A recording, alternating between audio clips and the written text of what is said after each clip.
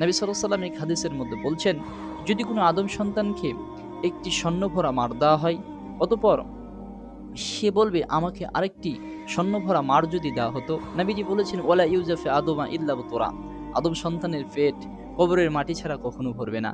এজন্য মানুষের যত পরিমাণে সম্পদ দিক না কেন, যে নিয়ামত দিক না কেন, আল্লাহ সুবহানাহু ওয়া তাআলা এই নিয়ামতে সে শুকরিয়া আদায় করবে না, বলবে আমার আরো চাই।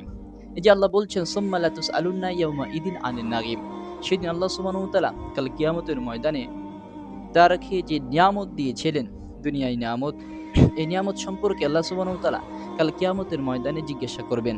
আমাদের সমাজ অধিকাংশ মানুষ আছে, যে মানুষগুলোকে আল্লাহ সুবহানাহু ওয়া তাআলা অনেক কিছু দিয়েছেন, সেভাবে অভিযোগ করে যে আল্লাহ আমাকে কি দিয়েছেন?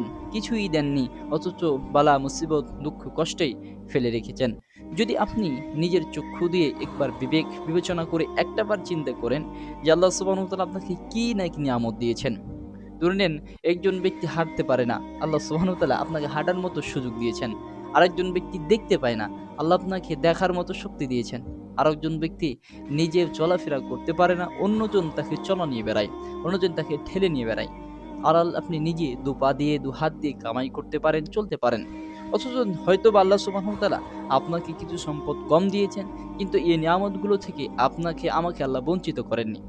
এজন্য আল্লাহ বলেছেন সুম্মা লা তুসআলুন্না ইয়াউমা ইদিন আনিন নাঈম, সেই দিন অর্থাৎ কিয়ামতের দিন আমি তোমাদেরকে যে নিয়ামত দিয়েছিলাম দুনিয়াতে, এই নিয়ামত সম্পর্কে জিজ্ঞাসা করব। এই নিয়ামতের কতটুকু শুকরিয়া আদায়